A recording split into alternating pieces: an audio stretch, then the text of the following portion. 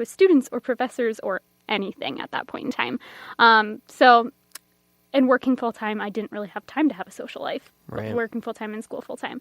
So when I was looking for a law school, I knew that I was going to have to, for one, not work my first year, and really just kind of throw myself into the experience, because if I was going to do this, I wanted to go all in. So I looked for a school that really harvested and cultured, that had that kind of culture that I wanted. In St. Thomas, I walked through the doors and I just knew. It was like one of those moments, and everybody's like, love at first sight. That's how I feel about my school. Like, I knew immediately that that's where I wanted to go. So I only applied to 2 schools, St. Thomas and Mitchell Hamlin. I did not want to come to the U. I knew that as soon as I got here. It was just not the place for me. It wasn't a good fit for me. So when I got into St. Thomas, it was just done. That's exactly what I wanted. I knew that's where I wanted to be. Okay, excellent. Yeah, I basically did the same thing, Mitchell, Hamlin, and St. Thomas, but the only reason why I didn't apply to the U of M was because I didn't have a part-time program. I still love you guys, so, I love you too. I'm just, your school wasn't a good fit for me. That's fine. We love ourselves enough. That's fair. Or the opposite. A little bit of both. I think that's like law student mentality. Oh, yeah. It's like the dual heads all the time. For sure. Yeah. And so what were some of the best and worst parts of your experience in your first year at law school at St. Thomas? The best part was the people. I just had met so many really amazing people that were just very like-minded, but also different-minded, that you can learn from, and who came from different backgrounds and had different experiences than me. And I don't know, we just like really bonded together, and not just like in this little cliquey kind of group, but with everybody. You walk down the hallway and everybody knows your name. The Dean Vischer, was my torts professor, and it was his first year back being a professor in quite a while, so nobody really knew what to expect from him. And I just had the best experience, in his class. And there's 70 people in his class, so I didn't figure he had any idea who I was. And one day I was walking down the hallway, and he sees me and goes, "Hey, Emily, how was your lawyering skills midterm?" And I'm like, oh my gosh, the dean knows my name. And it was just like this, I don't know, it really just wraps up my St. Thomas experience. Everybody knows who you are, everybody knows your name, and everybody just wants to make sure that, you're doing okay, and that you're getting through this, and the students are absolutely no different than the faculty like that. So it was a really great experience. And did you have any challenges at St. Thomas, or what was maybe not the worst part, but what was the most challenging part of being at St. Thomas? I think most challenging for me was second semester. I had a whole lot of personal issues. Like, in a week, my life fell apart. I had, like, a couple deaths in the family and a whole bunch of other personal things. Like, that's just 2 of the 8 things that just went downhill, like, within a week. And it was our first week back in classes, and I was so close to breaking down. And I just, like, went up to my friends and I'm like, guys, so this happened. And this happened, and then this happened, and then this happened, and then this happened. And everybody was just like, I swear it just felt like, it wasn't an actual big group hug, but I felt like just everybody, like, emotional big group hug? Absolutely. Like, everybody came in to support me. Same with the professors. We have one professor who is absolutely notorious for being terrifying. And, I sent her an email. I'm like, I'm really sorry. I'm going to miss class. I have a funeral. And then not even a week later, I'm like, I'm going to miss class. I have another funeral. And she was just like, if you need anything, like, I'm here. I know that you're going through a hard time. Like, we hear whispers. Like, if you need anything, like, let me know. So that was really great, but it made school in itself more difficult. Second semester, I think, is more difficult than first, because first semester, they really, at least at St. Thomas, they kind of walk you along. They hold your hand, and, they give you midterms so that you know what a final is going to be like, and then they give you step-by-step instructions on how they want their finals to look and how they want their midterms to look, and then, their readings start out small so that you can figure out how to brief a case and all of this kind of stuff, and second semester, you just kind of dive right back into it. So that wouldn't have been terrible, and I probably would have been just fine, except I had all of this personal stuff going on. So at that point in time, it was dealing with personal stuff as well as trying to figure out what your professors want, because they all want something a little bit different. They all want you to to write differently, or maybe they want you to IRAC, maybe they want you to do it something completely different. They want you to brief cases differently. So it's figuring out what they want on a daily basis, and also figuring out what the crap you have to do for your final, because that's your only grade and you have no idea going into it. So that was probably the most difficult part for me. Okay. And so did anybody else here have any, I guess for the 2Ls here, did you ever have any personal issues that affected your work at law school? And I guess how did you deal with that? We don't have time for that in tonight. I mean, it's 7 p.m. So it's a lot. I had a lot of things. A lot of things happened. It was horrific.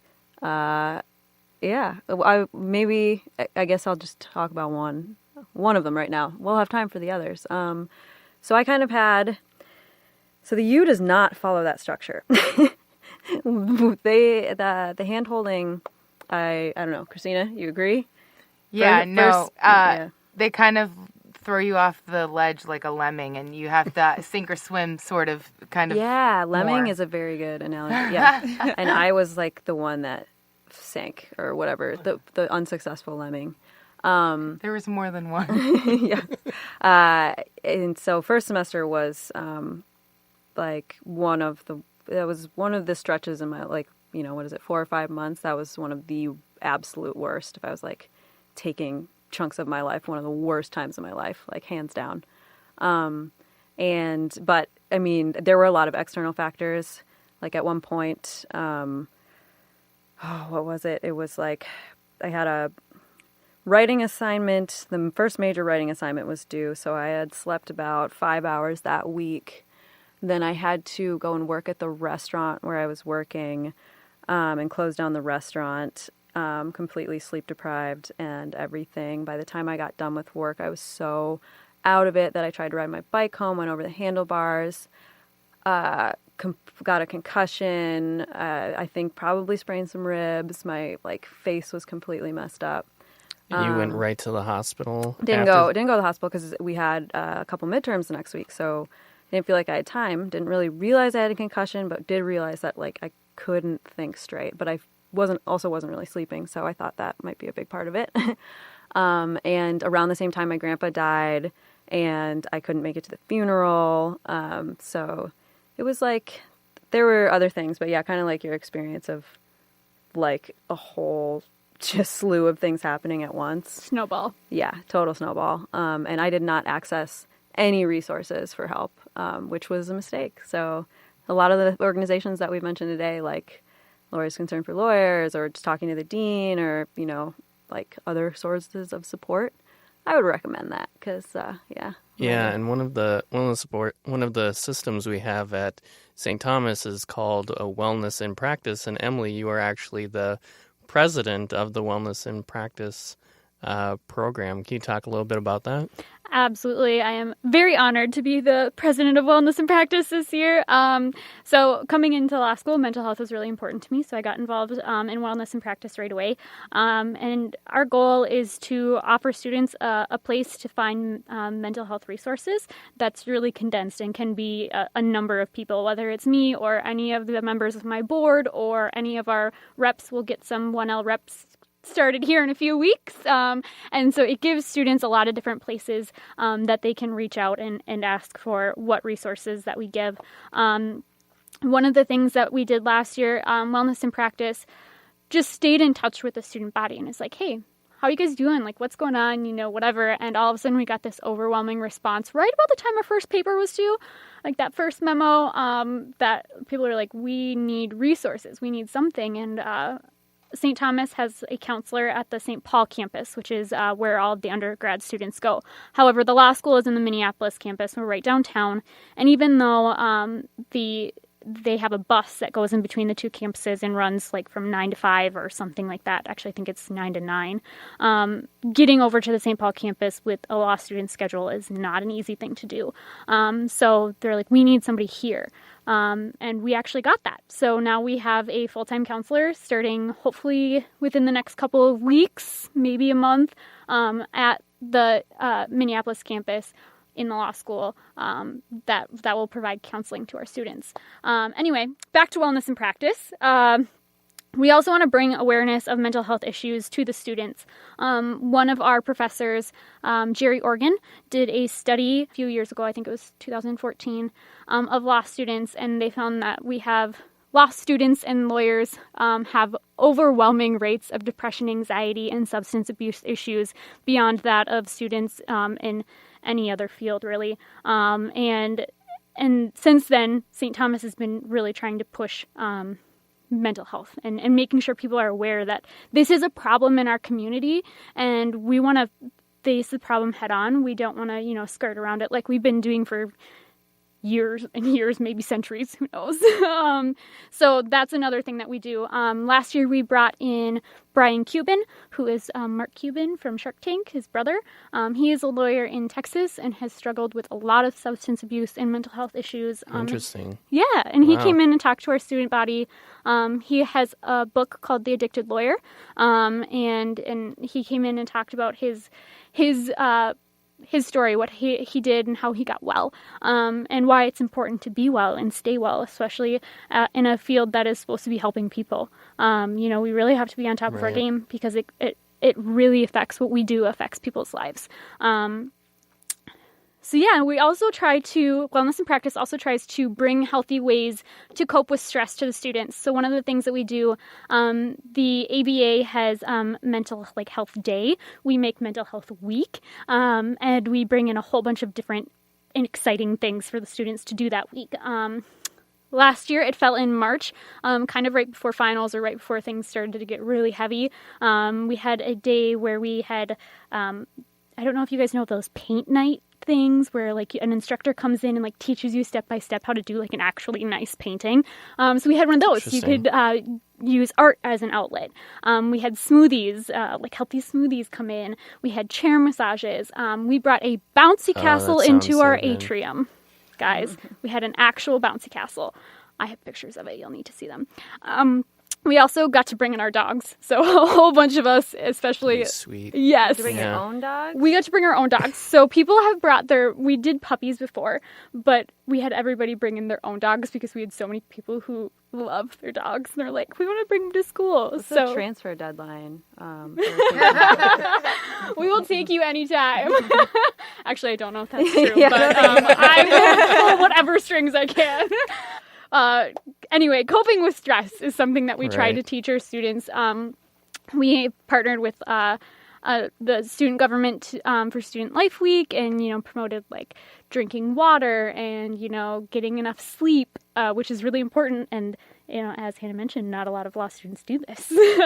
So we really try to push those kinds of things, and also fostering a strong community of, taking care of your people, your friends and your faculty and your, professors and your mentors, and just, keeping an eye out. And if you see something, say something. I know they say that at airports. See something, see something, say something. That's the TSA's logo. That's okay. I'm sorry, TSA, but we're going to take that. Don't tell the TSA anything. So, it's, you bring it up to them. If you see things, because if they hear it from more than one person, hey, you're drinking a lot. Maybe you should talk to somebody about that, or talk to me about it, or whatever, and, hey, maybe some people don't say that too. If you would rather have your friend be mad at you, or potentially have a deadly drinking problem, I will take the you can be mad at me for a week because I pointed out that you're drinking every day, those are kinds of things, and just, it doesn't have to be loud, and you don't have to bring it up to everybody, and it doesn't have to be posted on social media, but just a little side conversation. So don't post it on their Facebook page, right? Right. That is probably last line or never. Just don't even cross that. So, that's kind of what Wellness in Practice does. Okay.